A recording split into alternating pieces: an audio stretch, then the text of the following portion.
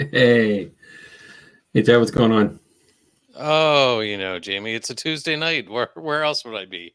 That's true. That's true. Hanging in the basement. Uh-huh, exactly. That's what we do. That's what we do. Uh-huh. Hey, everybody, welcome to this week's episode of Paranormal Lens.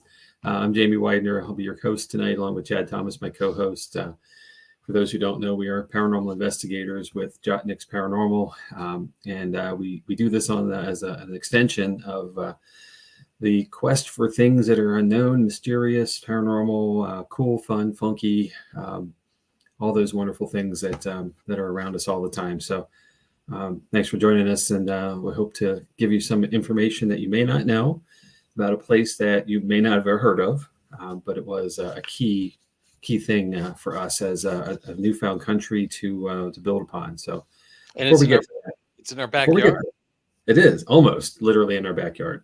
Before we get to that, and Chad's repping his shirt. I got mine here somewhere. I forgot to put it on. So, oh well, at least we don't look like Twinkies. So, Exactly. although I'm dressed like a Twinkie, apparently. I was called something today I've never been called before. What's that? A ray of sunshine. Who knew? It's true. It Yeah. could happen. So, how was your week, Chad? What's going on? It's the kids have the theater show going on this week, so it's dress rehearsals and shows and stuff like that, and that means it's almost over. So, which is good and bad. Yes, the joy of Tech Week is upon us. Mm-hmm. Yes. So no sleep till Sunday, and then all day. Yep. Yep. Been there how many times now? How many shows do you think this is now? Combined between the kids? It's got to be well over 20. It's got to be. I think M has 15 or 16 alone. Yeah. So. And those at least 5 or 10. I don't know. Yeah. It's a good problem to lose track here. Yep. You know? So yeah. Okay. So you ready to get into it?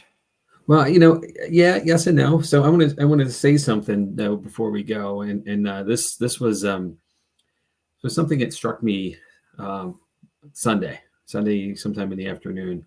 But for those of you who don't know, Chad and I live relatively close together, and there are the kids that we speak of cohabitate each of our houses. So there was and I'll jokingly say this, a prisoner transfer Friday. And in that time, I said to Chad, standing in his doorway, "Hey, what are you doing tomorrow?" And he said, "Why?" As cautiously as he could. And I said, "Well, I'm going to go to Fort Mifflin and do a little wandering around and see what I can find there. Do you want to go along?" And it was almost an instant yes. So almost instant. It was pretty close to instant. So I want to say thanks again. I said this to you obviously the other day, but thanks for dropping anything you might have had planned and doing a little road trip. I think we had a fun day and hopefully share a lot of information with y'all here tonight, and some of the stuff we found. So I guess we should probably go into it, right? Yep. Well, I do want to just going to shout out to Todd and Carmela here. Yes. I texted him on our way over there. Unfortunately, they were headed the other way, and they already had plans, or we would have met up. But next time we head out, and there will be a next time. There will be, definitely. Okay. So anyway, well, here we are. So tonight's episode is Fort Mifflin. And for those who don't know, Fort Mifflin is located on Mud Island along the Delaware River just south of Philadelphia. Essentially, it's at the end of the runway, one of the runways, the takeoff runways for Philadelphia International Airport. It is so close to the airport that you can see people's, the whites of their eyes as they look out the plane window at you as they fly over. So a little bit more on that in a minute. It was originally created as a British fortification to protect their successful and wealthy colony of Philadelphia. So meant to protect anything coming up the Delaware River from the ocean. And it's one of the last surviving Revolutionary War forts or battlefields. And this was interesting as I found it, but some consider it to be the second most haunted place in America. It makes you wonder what number one is. What do you think?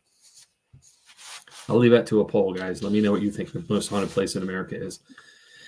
So a quick bit of history on the overview. It was originally known as Hog Island, as it was a muddy patch of land only fit for pigs. Commissioned in 1771 under the supervision of British Royal Engineer Captain John Montresor to protect the British colony of Philadelphia.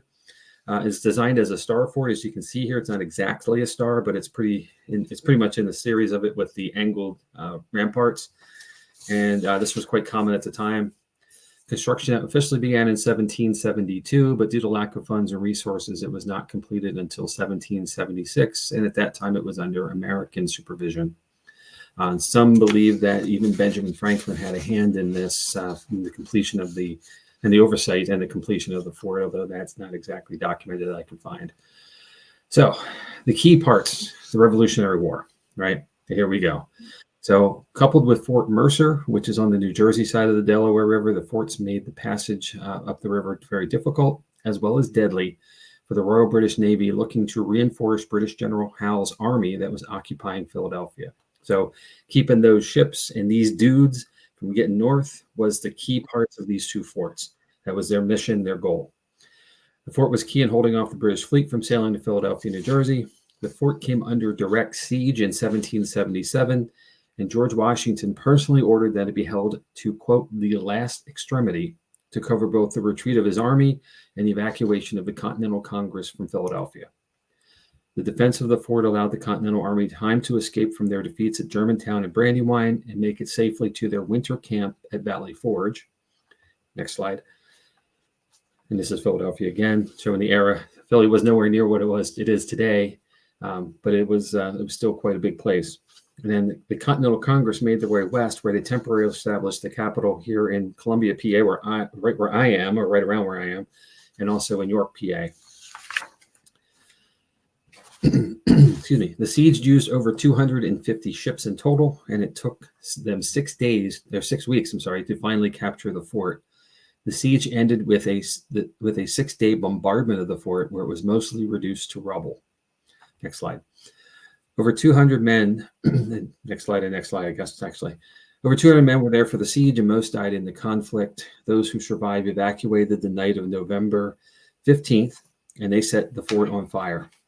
The retreating troops left the fort's distinct multicolored flag flying, as it was not officially surrendered. Or this flag right here.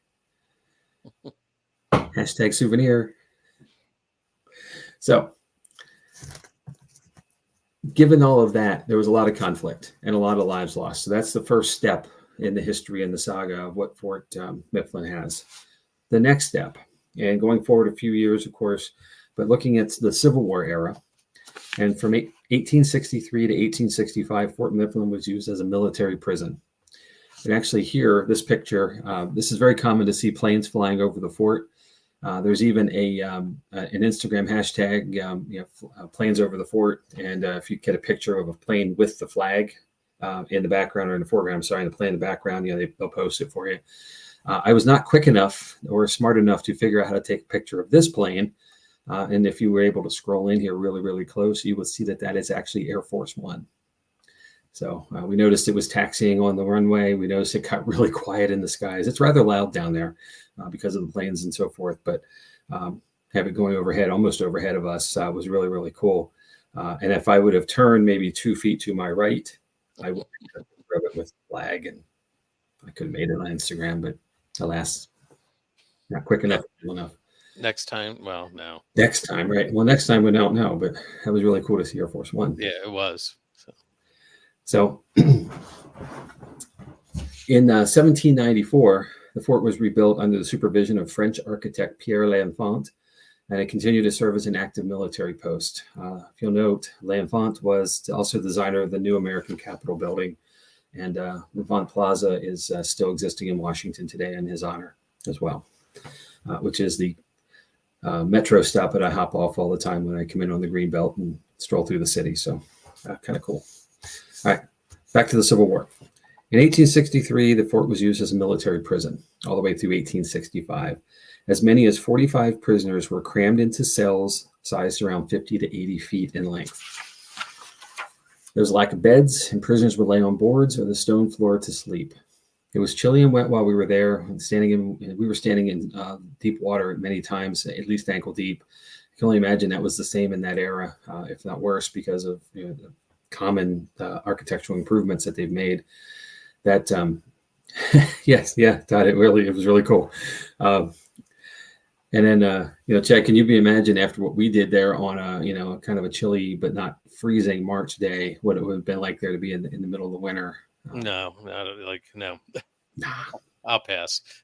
The casemates, the larger areas have their own fireplaces, and we saw remnants of stoves in some of the smaller areas as well. But I can't imagine it would have been enough, and with enough natural resources around as well.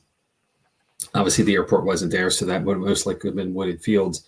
But I can't imagine there was enough. And body heat alone would have been enough. So since the rations were sparse and the captives were then fed only pork, bread, and beef, no vegetables, go figure. The meat was often spoiled, but it was served anyway, as it would go. There were no bathrooms, so prisoners relieved themselves inside the cells. Here's a letter, a portion of a letter that was sent from a Confederate prisoner from 1864 that was published in the Cincinnati Enquirer. This is a quote. "The cell at this time is dripping with water from the arch over us. Even the sides are all wet. The soundest old man living could not remain in here without becoming injured in health, much less weakly old men, as many of us are. We have done nothing to deserve such punishment." I get that. We had water dripping, and just that. It was rough. Yeah. So I'm glad we did this actually now instead of like a bright sunny day in the middle of August or something, because there were no bugs. Well, it gave us an appreciation too of what they would have gone through. I mean, we can go back on a bright sunny day. Oh yeah, and the other side of that too is the bright sunny day in the middle of August, it's humid as sin. You're right on the water, and insects are everywhere. So I don't know that you're ever going to get a good time to be captive there. Right. And that's the point as well. So throughout the Civil War, upwards of 56,000 prisoners died at the fort due to unsanitary conditions, overcrowding, and a lack of water. Many believe the inhumane way prisoners were treated prevented many who died from crossing over, and they still linger there today. After the Civil War, the fort was still in commission, but it was used sporadically. So since the Civil War until now, or more or less now, the fort became a National Historic Monument in 1915.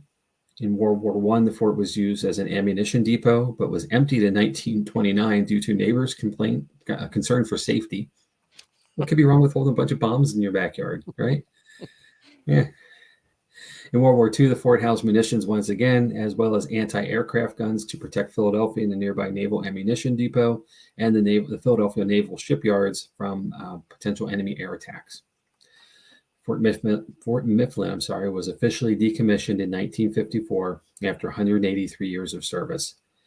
In 1962, Fort Mifflin was deeded to the city of Philadelphia, which owns it today. And in 1970, the U.S. Department of Interior named it as a historical landmark. The U.S. Army Corps of Engineers have a base next door, and they use the fort for training, still to this day. With that said, this makes Fort Mifflin the only active United States military base on home soil that predates the Declaration of Independence and the United States itself. The Army Corps of Engineers were instrumental in the restoration process, and given the age of the fort, there was a mishmash of buildings and fortifications from the 18th, 19th, and even the 20th century on the property. And you'll see that in the architecture as you stroll around, for sure. And even some of the clever things they did, such as building into the ramparts and such, to kind of hide some of the structures, especially the munitions depots. The fort is currently open to the public for tours, special events, historical reenactments, and of course, paranormal investigations. And more on that in a minute. So this is Paranormal Lens, right? So that's a history lesson. Right. But let's talk about the paranormal a little bit. So the hauntings. So here's what's been reported. Orbs everywhere. And I know how we both feel about orbs, so I'll leave it there. But orbs. Where's Dave when I need him with a can of Pledge? There are disembodied voices. A woman is heard screaming at all hours of the day and night. There are two versions of what this could be. Version number one, this is believed to be a Elizabeth Bunker, who was the wife of an officer on the base. Elizabeth suffered from gastritis, an excruciatingly painful intestinal condition, and ultimately died at the fort's hospital. The screaming is believed to be Elizabeth's suffering and cries for help and relief. The second version, also believed to be Elizabeth, this is Elizabeth Pratt. She, her husband, a U.S. Army sergeant, along with her son and daughter, lived in a shack inside the fort. The son died in 1802, and the daughter died of yellow fever in 1803. Elizabeth herself dies approximately 6 months later in 1803, also from yellow fever. The screams are believed to be those of a desperate mother who is tormented by the loss of her children. You can see that. While we might expect a more anguished sound, the screams have often been described as the sound of someone being murdered, which could be a result of the siege of the fort in 1777 as well. Okay. Other claims include partial and full apparitions of soldiers from all eras, disembodied voices, people peeking around corners and door frames, general sounds of activity like a bustle, people moving around, smells of baking bread or wood fires when there are no fires. People have been touched, shoved, and had hair pulled. And there's a story of the faceless man. And Jed, we have a little bit more to share with this, but let me read through it. So let's explore him. The faceless man is believed to be a soldier named William H. Howe. Howe was a Pennsylvania farmer who volunteered to join the Union Army during the Civil War. Howe became a superior marksman and was highly decorated for his skills. Howe contracted dysentery, as many did in the era, and there was no field hospital, he was sent home to recover and was bedridden for 2 full months. Considering he was gone so long, Howe's enrolling officer assumed he had deserted and came looking for him, but likely under dubious circumstances. It's reported that the officer and 3 other men arrived at Howe's home one night well after midnight, and they were likely drunk, causing a scene outside his home. To scare the men away, Howe fired 2 shots at the only unruly group through a bedroom window. Unfortunately, both shots struck the enrolling officer and fatally wounded him. Howe was arrested and taken to Eastern State Penitentiary, awaiting trial. He attempted to escape from there, but was captured and then taken to Fort Mifflin for his actual trial. Howe was found guilty of desertion and murder and was sentenced to death by hanging. He appealed all the way to President Lincoln for mercy, but did not receive a reply in time to stay his execution. The stay did eventually come, too late. Since the Union Army was experiencing an issue with desertion at this time, many believed that Howe was made an example of as he did not return to his regiment in a timely manner. Again, being unwell, didn't have an opportunity. When Howe was hung, a bag was placed over his head, which is why his apparition appears to be faceless. There's another apparition that's seen on the fort called the lamplighter. This is an apparition of a man walking through the fort carrying an oil-burning lamp. This is largely in the areas of the officers' quarters and the barracks. There are no such lamps in the fort anymore, and this is possibly identified as a man named Joseph Adkins. There's another man that's seen called the tour guide, and this is in the area near the Powder magazine. There are reports of a person dressed in Revolutionary War era clothing. He is friendly, and many mistake him for Fort Mifflin employee, as he often offers details of the fort, takes questions, tells jokes, and is very sociable. He has also been found in photographs around this area. The catch is there is no such employee at the fort matching this description or this era. Interesting. There's a gentleman named Amos, who is a Revolutionary era war soldier who's seen cleaning his rifle near the artillery shed. A gentleman named Edward, who was a hospital caretaker who lived and died in the building in the 1800s. He is believed to be the cause of footsteps heard in the second floor hallway and of desk drawers being opened when staff leave. The hospital is technically outside the fort, and because of that, it's an interesting location to begin with because it can be approached differently than the fort itself. And the offices for the fort are in there now as well. So it's an active building, even though it's not open to the public as the fort is. Speaking of being outside the fort, there is a sad-looking man. Is a solitary figure, has been seen walking along the road leading to the fort. He simply disappears into thin air when he reaches the gates. Interesting. The blacksmith. So there is a blacksmith shop on the fort. And inside the shop, the sound of hammers clanging on metal near the forge can still be heard, but it always stops when someone comes to investigate the source. The former blacksmith is believed to be a man named Jacob Sauer, and he and the commandant often disagreed upon whether the doors and windows to the shop should be open, largely because the commandant's office and home is directly behind, or in front of, I should say, the blacksmith shop. So I'm sure there was a lot of that noise coming right into his bedroom. I'm sure, yeah. But Jacob wanted them open, of course, because there's a lot of heat in there, and the commandant wanted them closed. And apparently this argument is still ongoing as the doors and windows to the shop will randomly open on their own and sometimes forcibly. We did not experience that when we were there because it was so freaking cold. Yeah, even with the forge on. But I will say that blacksmith shop is a really tiny blacksmith shop. Yes. And like you said, there was not a lot of windows or doors in it anyway. So I can imagine how hot that got during the middle of the summer. Yes, completely agree with you there. Other key areas that are active, the West Sallyport, which is behind the blacksmith shop and along one of the ramparts. Footsteps are reported when no one is moving, and a feeling that someone or something is rushing up to you as you stand still have been reported.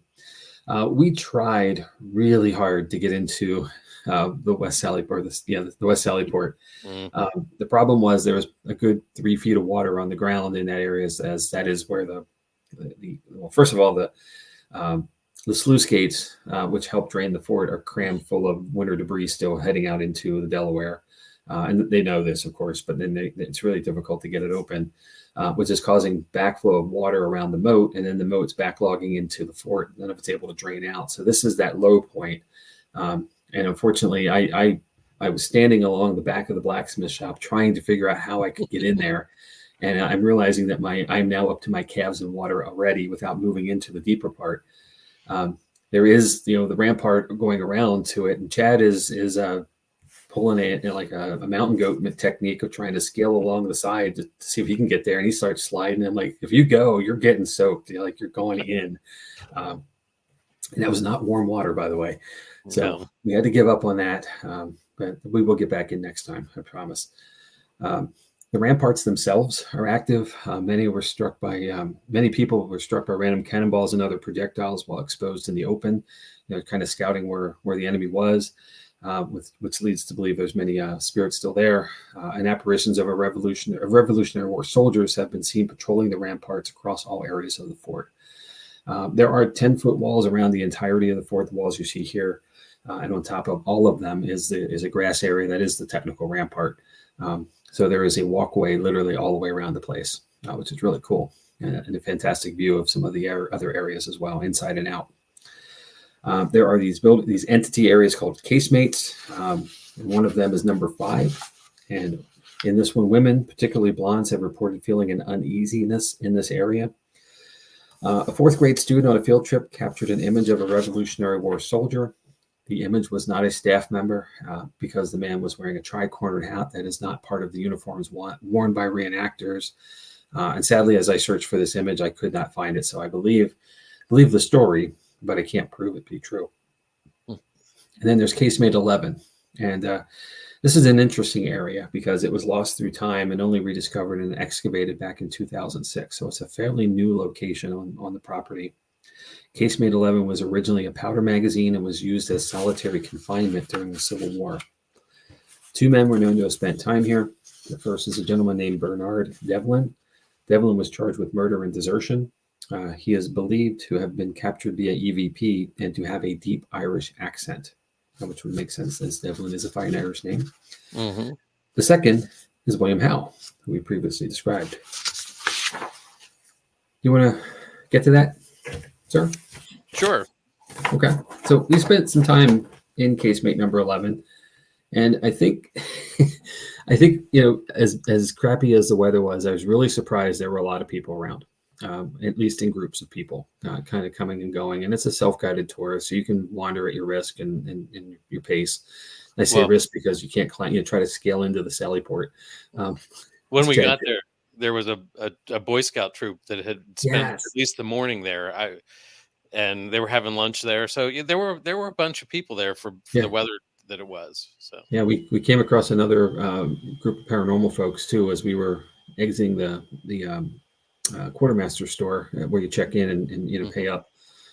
They were catching the end of the paranormal information that we were getting from the staff who were there. So we'll talk about them in a second. But as the day went on, people kind of kept coming and going, but mostly leaving. And Chad and I, being the intrepid explorers that we are, we shouldered on. And we finally made our way over to casemate 11, and then went through another more than ankle deep area of water that was pulling in the first section of it to go to the back end.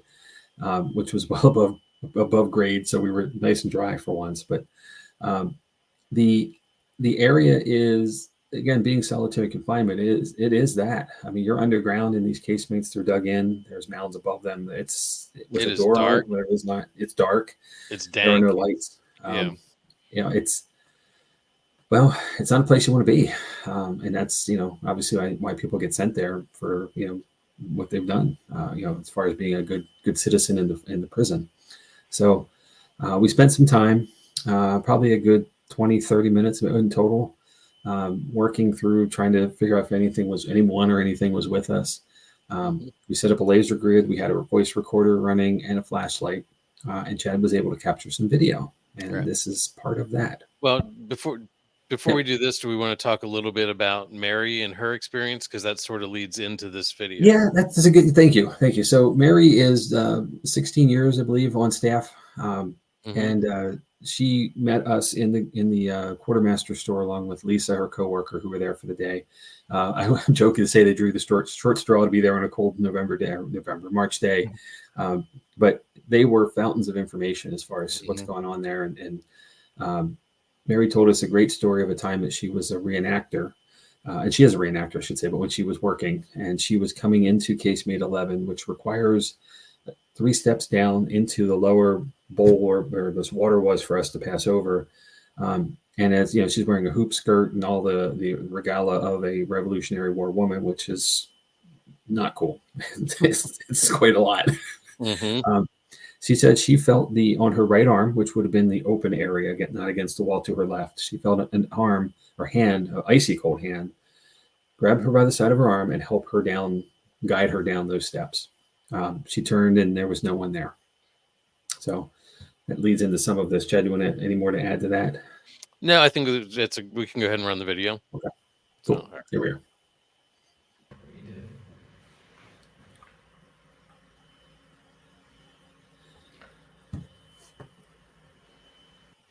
Nope. It'd help if I started from the beginning. with a guest at one point. Someone helped her down these steps. Mary. Okay. Can you turn the flashlight off? My question still is coming, so I appreciate that. Mary. Turn the light off, please. And you can hear the airplane. Like, we were underground and you can hear this airplane flying over.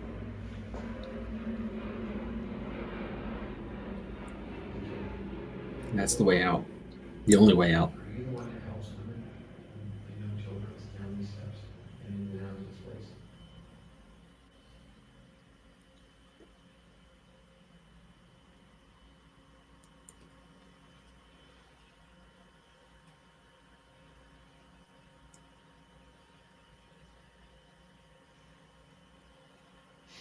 Is that you that helps people?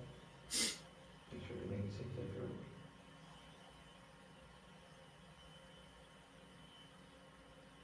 It's very nice of you. It's very kind.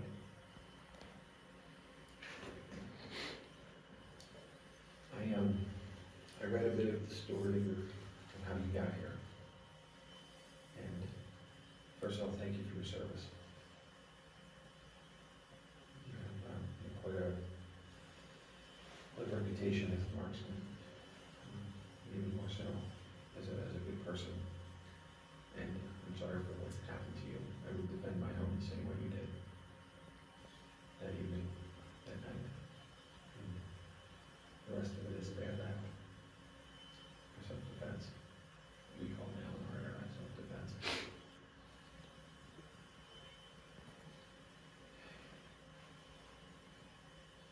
Please know that I respect you for giving up what you did.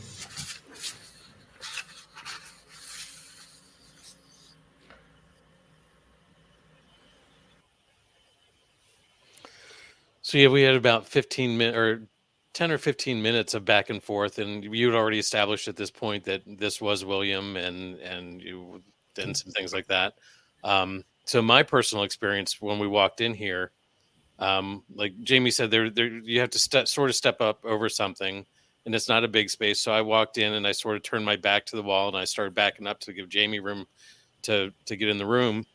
And I've thought I had run into the wall because my backpack all of a sudden got lighter. I was carrying my camera bag, which is a backpack, and it felt like it got lighter, like I had run into the wall, and the wall was supporting it. And I turned around to look, and the wall was still 2 or 3 steps behind me. And I was like, that was weird. And I think you were like, what? And I explained it, and you're like, you confirmed that I hadn't run into the wall. Yeah, I mean, I did this. I looked behind, and there's at least a foot. So maybe not 2 steps, but at least 1 step back yet to the wall itself. And you did not move forward from where you were standing. You were standing still the whole time. So right, I can't explain that either. And we did ask William if that was him, and we did get a positive response with the flashlight. Yep. So we're just assuming that we're going with it that it was. It just I felt the mood of the room shift several times when we started asking different questions, sort of like a revelation of, oh, you know who I am. I feel so much better. Like sort of that. I don't know. I forget how I explained it when we were there, Jamie, but it was definitely a change in mood. Well, yeah, we're not doing the usual or who's here with us, and like the whole thing. Once you can identify and tighten it down to that, it saves a lot of time, right? Mm-hmm. First of all, and it cuts to the chase. We were lucky enough, I think. I say luck because you never know what you're going to get when you do these investigations, or and this was a pop-up one at that. We were lucky enough to get direct responses via that flashlight. I don't think we had to wait more than 10 or 15 seconds for anything. And it was an off upon request as well. So there's seemingly something with some intelligence there, that is at least claiming to be William Howell. Right. And that's obviously always subject to whether it would be or not, but it's pretty cool. Yeah, it was definitely, we definitely had that experience. I thought I saw something on the one rampart. It was one of those out of the corner of my eyes. I looked at, I'm like, Jamie, was there something up there? And I discounted it, and you're like, you shouldn't discount it because that's what happens here. And that's a claim, right? It was definitely interesting. So I want to jump back to Mary a little bit. Mary was a fountain of youth, and she was so humble. Yeah.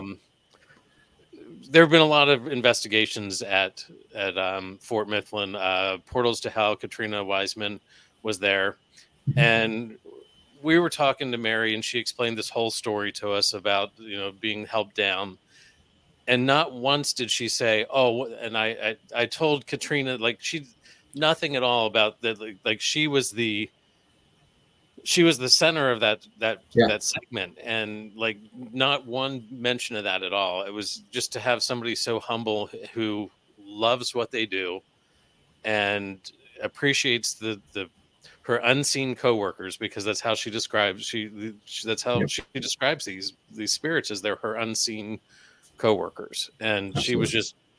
She and Lisa were great. We could have spent an hour talking to them. I think we did, actually. Between the start and the finish, we probably did. Right.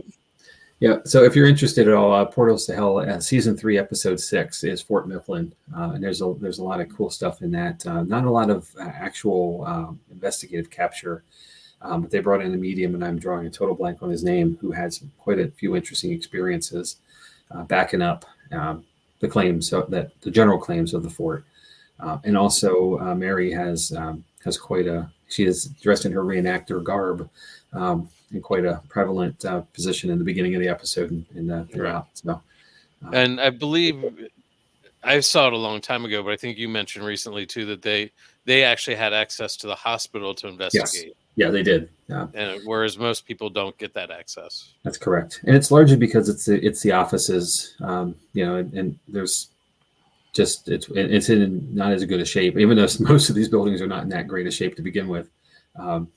It's in lesser shape in certain areas, so they just don't want folks coming through and helping to deteriorate the condition.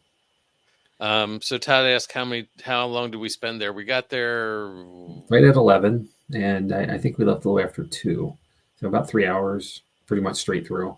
Mm-hmm. Maybe a little longer, because you kept saying, "Are you good? Do we have to leave yet?" Yeah, Chad was chauffeuring later in the evening. one of the nieces along and to a thing. So we had to get back by a certain time, and I'm trying to be mindful, but I don't really want to go either. So Right. we made it back in time. So Right. yeah, but about 3.5 hours, perhaps somewhere in there. Almost as much time as a normal investigation, like some of the drop-ins they do, which we'll get to that. But Right. there's certainly ways to investigate this fort. Bert, I want to say a lot of these old forts have great energy. So yeah these old properties, absolutely. So let me finish going through the active areas, and we'll get to some of the other stuff. So the last thing I want to share with you is also the commandant's quarters, which is pretty much in the middle of the fort. It's this large building. It was originally created as a citadel to be the last place for defense should the fort be breached and the hostiles are coming in. Interestingly, it was created as an into the house that became where the commandant of the fort lived. It had a really cool, and I didn't get a chance we didn't really get a chance to get around it, but there is a 4-sided chimney and fireplace in that building as well, which is really interesting. You don't see many of those. Just show the scale of the building as well. And there's another double-sided fireplace on the other side of the building. So I'm imagining, and it's down to the walls. There's not much left. I'm imagining it was pretty here, when fully ornated and decorated of the era. But here, the presence of a young child has been felt here. By several psychic mediums visiting the fort, and the sound of young girls giggling and calling mommy have been heard. Additionally, the sound of barking dogs has been reported in this area. A Fort Mifflin tour guide with no interest or belief in the paranormal has reported having his pants tugged while standing between the commandant's house and the blacksmith's shop when giving a tour. When he turned to respond, there was no one there. So again, it could be a child. So that's the active areas. To kind of put a bow on all of this, I'd say given the length of service and the traumatic history, it's hard for me to believe that there's not paranormal activity at Fort Mifflin. For some, the paranormal claims here, they may have some normal conclusions. Some of the stuff, I'll try to maybe throw some cold water on some of the excitement of it. But given the fort's proximity to the Delaware River, we heard the cries of seagulls while we were walking around near the commandant's house and in the middle of the parade grounds. In the case of the screaming woman, the sound of seagulls could be mistaken for a human scream, especially given that they are not common birds, as we found, because there are a lot of hawks and eagles and other predatory birds there that capture and eat them. So perhaps we were lucky that day to find that there were seagulls. We found that most areas have older conduit for electrical lines running through them for the lighting that they have in the casemates and the cells. As we were kind of poking at that with some of our equipment, we found that there were higher levels of EMF, and especially where the conduit connects to the lighting boxes, which are really old as well. So, and I think safe to say that exposure to elevated levels of EMF can cause fatigue, disorientation, concentration difficulty, and even hallucinations. Some are more sensitive to the effects of EMF than others. So not saying that someone didn't see something, but there is perhaps some rational explanation depending on where they were. My thought to kind of wrap this up is that I chose this topic because Fort Mifflin intrigued me, but I have never been there. The research showed so much history that it isn't credited enough, and a lot of sacrifice from those who were there, both willingly or not. Between the Civil War and the hold of the fort to allow our Continental Army time to escape, and then of course the prisoners and those who were there during the Civil War era. The research led to a trip, which led me to wanting to go back as soon as possible to investigate more. You were already talking to the paranormal guy. So we also got to meet Greg O'Brien on the way out near the end of our time, and Greg leads the paranormal tours there. And of course, we gave our business cards or Jotnick's cards to the staff, and then an extra one, which turned out to be for Greg. As we were chatting with him, he was explaining that there was a team coming in that night still to have an overnight. It was barely 45 at the time we were there during the daylight. And we could see the water and all that water and intermittent drizzle, and it was going to rain more that night, and it poured on our way home. So I imagine that rain came over them. I'm like, those poor people. But investigators investigate. So I also want to note, and it struck me today. I was talking to some of my coworkers who are interested in what we do, and I explained that we were there, and I showed a picture of Air Force One, and it struck me that if the fort didn't hold, okay, and the British Army was able to be reinforced in Philadelphia, and with the Continental Army already on the run from their defeats at Brandywine and other places, then Air Force One might not have been flying over the fort that day. We could have a totally different outcome. And that was kind of cool. So a little bit of nostalgic history thought process there for me as that kind of sunk in today. I do want to say, and we already touched on this, but I want to say a special thanks to Mary and Lisa, who shared their personal experiences with us, as well as gave us a lot of information about the activity of the fort. It was not just about paranormal stuff; it was about the history of the fort too. So these ladies are all in on being there. It's not just a job; it's an experience for them. They do have a paranormal program. It's pretty robust. It offers private investigations, open investigation evenings. There is a group setting aimed at beginner and novice investigators, so you don't have to be seasoned and have a bag full of equipment to show up. Ted, you and I both know the best tool in your toolbox is you, right? Yep. So there are candlelight tours in the fall. They're usually in October, and there are opportunities to sleep with the ghosts. And this starts with a guided tour. Then paranormal techniques are taught in a workshop before an overnight investigation begins. So, and here's links to the fort's website and some of their other means to connect to them. If you are at all in the Philadelphia area or the tri-state area, as we call it, between New Jersey and Delaware and Pennsylvania, I highly, highly, highly recommend getting here if you have not been. You will deal with people if you go during the day, but there are times when you're left alone, like we were in Casemate 11, and we would have probably stayed longer. But one guy that was still there showed up. And then we're like, hey, and he kind of stood there for a second. I'm like, he was checking out our stuff, and we're going like, okay, I guess we're going to go. We probably would stay a lot longer and figured out some more stuff. But if you get a chance, this is well worth it. It's a $12 adult admission to go in during the day. Of course, there's more costs for paranormal stuff, but different costs, I should say. But I can't wait to go back, Chad. I really can. I am so happy that we got a chance to get down there, and it's possibly my favorite place. Right. So I'm going to push a little bit of the fundraising for them because, unfortunately, it is a very, very rundown place. Actually, Todd made a comment earlier that they have a fundraiser to help with recent storm damage. One of the roofs had blown off one of the officers' barracks. The officers' quarters. It's been so cold and miserable. It's still laying behind the officers' quarters. Yeah, it's out in the moat as well. Right. The property is owned by the city of Philadelphia, but it's sort of the redheaded stepchild. It's sort of out there, and nobody remembers it's there. There just isn't a lot of funding for it, so they're sort of almost self-sufficient. Mary explained to us that the Army Corps of Engineers actually pays the utility bills and then bills the city back. There's been issues with a water main break. The Army Corps of Engineers did a temporary patch for them several years ago, and they're figuring out who's going to pay to have the right patch, the actual fix done. Yeah, the patch is still in place.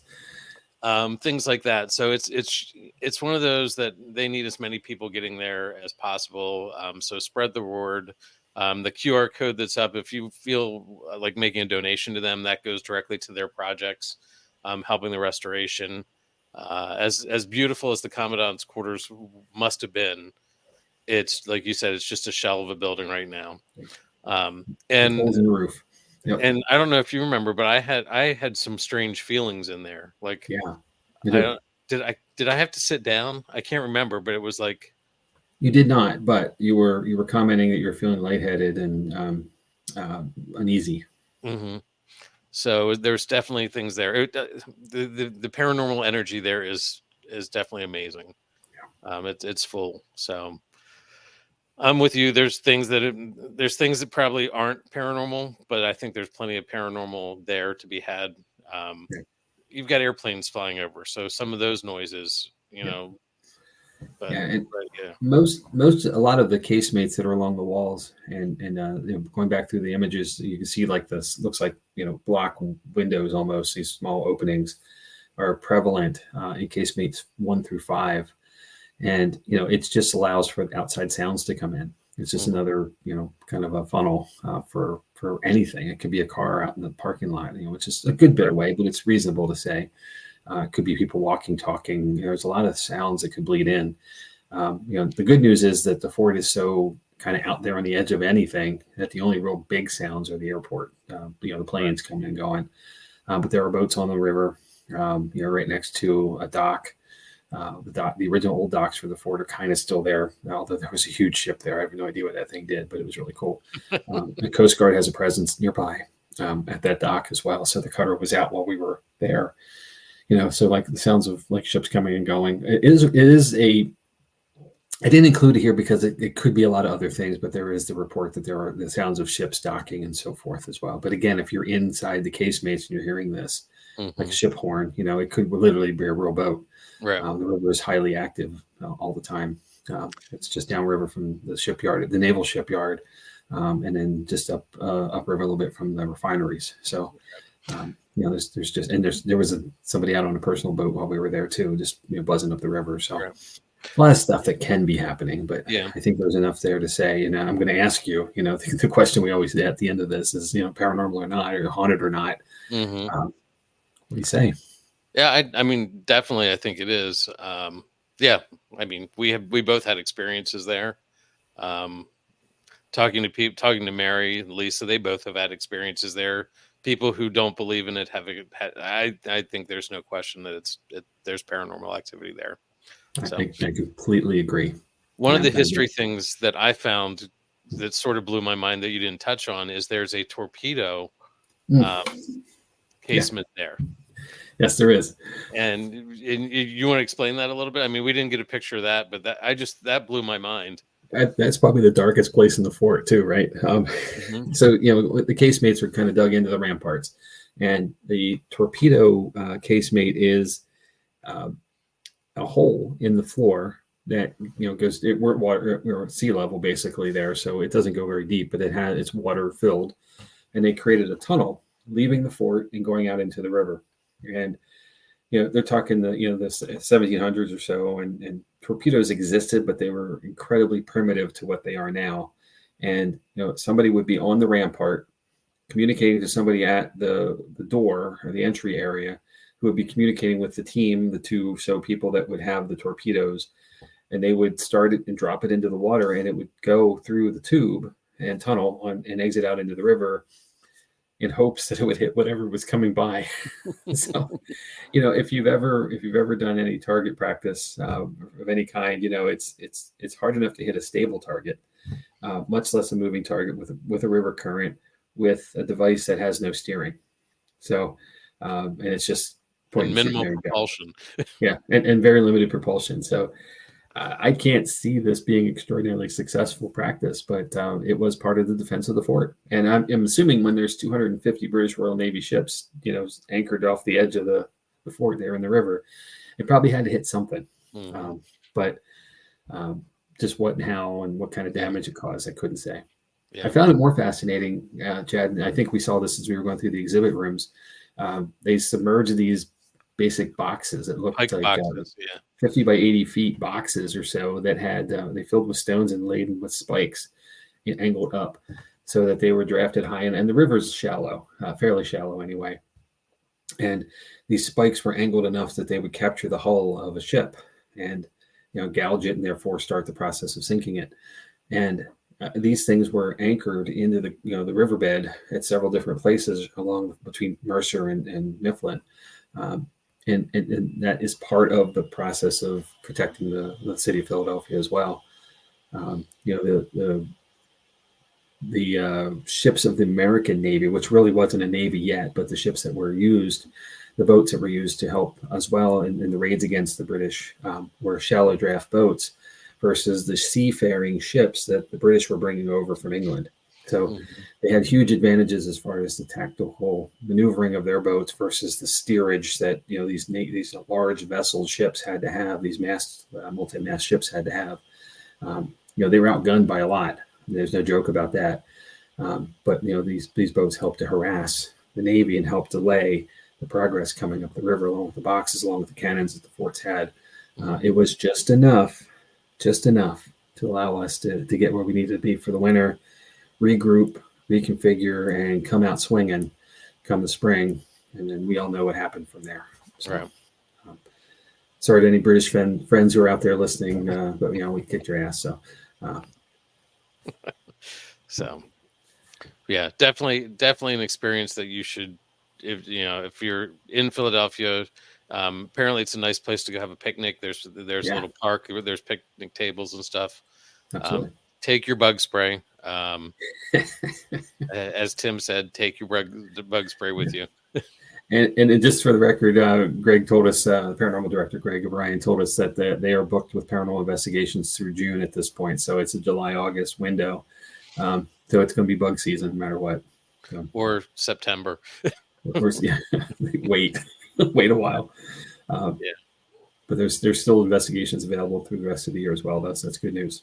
That means we should get booked in there, right? Yeah. So, okay. And it's one of those places I think you could take a decent sized team and spread out and not interfere with each other. Yeah, especially with the unique isolation of the building and the casemates. But the buildings are spread out pretty well as well. I think, yes, I agree completely. You could have a large team there and all be separated enough. All right, well, we got one. Well, two. I'm sure Bert goes, Heather goes. So, yes. And honestly, guys, I was thinking about this, Bert and Heather, your unique skill sets, your sensitivities, I would think would be a huge asset at this location as well. I kept thinking, I didn't see anyone from Staticom, Ron or Lourdes or Tony with us tonight.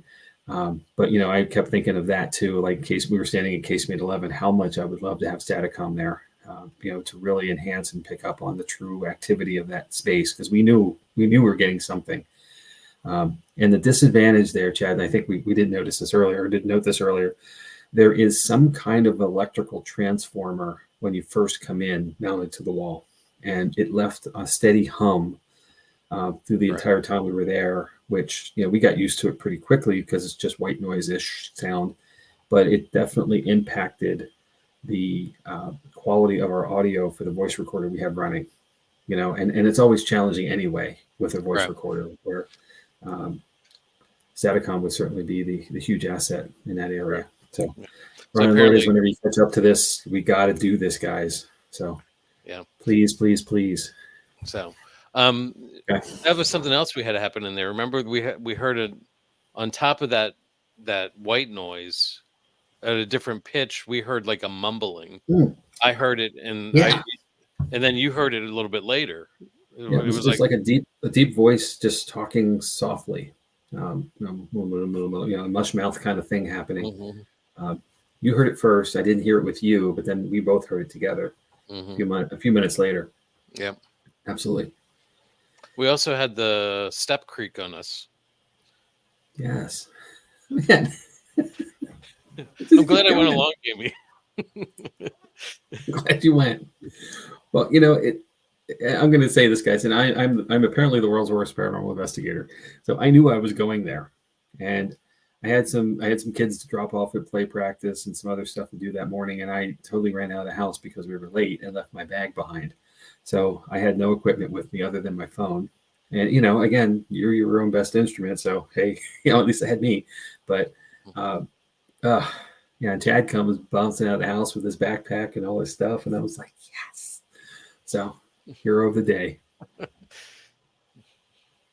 So, I mean, but it was a good experience. I'm glad you took me along. I'm glad you mentioned it, because I would have sat at home and done nothing. So, teamwork makes the dream work. Right? Yep. So, that's what I got. It was a lot, and it is a lot. And we didn't get into the West Sallyport area at all, so there's certainly more to come that we haven't experienced. So and that was two of us, and we really only investigated for 20 minutes. We didn't intentionally investigated. Yes, right. Yes. So I can, several teams. It's gonna, whenever we go, it's gonna be a great experience, and we'll have a decent team, and yeah, it'll be a lot of fun. Absolutely. Cool. All right, challenge accepted. Jamie's gonna line it up. You heard it here. Yep, we'll figure this one out. So, all right. Should we jump into what's going on with? Yeah, let's put a bow on it and wrap it up. All right. March 30th is coming up quickly. I mean, not soon enough at this point, but I was just saying to Melissa today, the problem with doing this once a month thing is we don't see each other. Like you and I do, but the rest of the team we don't get to see. So yes, exactly. So March 30th, I think they're down to like 10 tickets for that day. So if you want to join us, still a few, but not many. So. Yep. Hey, Greg. Thanks for joining us. So, the rest of the public investigations there, out of Red Mill, and hopefully sometime we'll see, Fort Mifflin on this list, Jamie. Yes, that's right. It's going to happen. Yep. Upcoming shows next week. I'm going to, I'm trying to think of a good pun here, but I can't. Telekinesis. And then we're going to see double the next week with doppelgangers. Well done, sir. And then you're saving that, weren't you? It just came to mind. So then I'm going to dig into another local. This one's truly local to us, Rockford Plantation, which there's a lot of history there. Again, Revolutionary era, pre-revolution, if I remember correctly. Yep. So that'll be interesting. And then April 9th, Jamie will not be with us, but I am going to have Steve Dills as a co-host that night. And he's going to bring on one of his lead investigators at the Hanover Tavern. And we're going to talk about that space, which is in Virginia, Hanover, Virginia. It's a great building. Hopefully you'll be able to see part of the episode, Jamie, because it's a great, it'll be fun to investigate it there sometime. 9:00 that night will be fireworks time where I'm at, so I don't know. True. I will try. I'm going to log in and ask all kinds of questions. Like, so, and then here's our socials. The typical stuff. But yeah, it was a great trip. That's all I can say. Yeah, I can't. I'm still. We're 3 days out from being there, and I'm still thinking about it regularly. Mm-hmm. And that I know we've all been places, right? I get it. We've had places that have left an impact on us before. It's been a while for me though to have a place that I felt this connected to and intrigued by and drawn to. As the even the short window, the 3-ish hours we were there, just a short amount of time. I'm very looking forward to getting back and being able to do more. Even just to visit. I mean, there's still so much history. The founding of our country was greatly supported by the efforts of the people defending this fort and the energies and efforts and the lives that were lost. So pretty cool. So it's just, and it's my own history geek coming out of me. I'm sorry. Growing up in a colonial era river town here in South Central PA, this kind of stuff, it just draws me. So yeah. Great work that everyone is doing there as well. So, thanks to all of the staff and the volunteers. We didn't even get to see the reenactments and such, the really cool stuff. So right. We had a great time though and felt very welcomed. And I would love to know if they do like a cleanup day or anything like that, because I'd be interested in going and helping out. So, well, if you get your waders out, you can dig into the sluice gates. So, well, it sounded like they were getting some professional help with that one from what I think Greg was saying that as at the end. Good. I caught something. So I could see us out there just digging around in it. We are not the professional help they need. Yeah, they were not the help they need for that anyway. Other stuff. So well, definitely willing and able. Yeah. And Todd, thank you for your comment there. Thank you. We appreciate that people notice, because there is a lot of work that goes into it. So, but we love appreciate you showing up, on a regular basis too. That means a lot to us. That we're not just talking to each other. And we literally, first episode way back when, we thought we were just going to be sitting here talking to each other. So we're very grateful for all y'all for showing up and joining in and chiming in as well. It means a lot to us. Thank you. Oh, April 6th. Oh, hey. So, ooh. I don't know. That's not a good day for either of us. Oh, geez. I'm on a plane, Greg. I'm sorry. Heading to Florida that day. No, you're not. You're on the plane the next day. It's the next day. I'm packing that day. I got 2 kids to pack. I will see what I can do, though. Okay. Yeah, Greg, I'm going to ask quick if that's going to be posted anywhere visibly so we can plan it out. Website, perhaps, or Facebook. So I'm celebrating my dad's 80th birthday that day, so I will not be there. It's a big day. Yeah. So, but I will find another time we can go help them.